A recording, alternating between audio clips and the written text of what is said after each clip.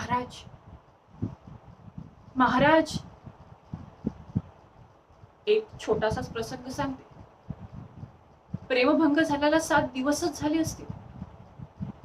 रडून रडून ती कृशांगी बनली होती. घराबाहेर सुद्धा पडत नसे. पण एके दिवशी पोहायला म्हणून माझ्या बरोबर आली. पोहता पोहता एका सुकुमार आरक्त कमलकलिकेचा स्पर्श तिच्या अधरोष्ठाला झाला. तिला विलक्षण राग आला.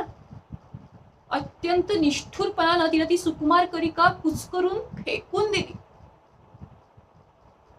पण तिचे मोकळे केस मात्र कमळाच्या नाळात अडकले होते.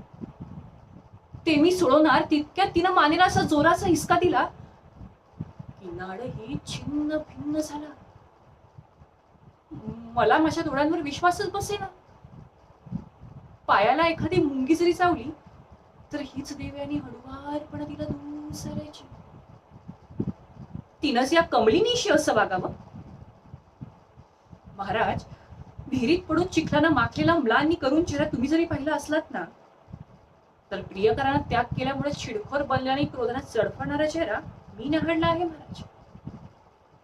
एकदा त्याचं दर्शन घडलं ते पुरे. या मंचकावर त्याची पुनरावृत्ती नको.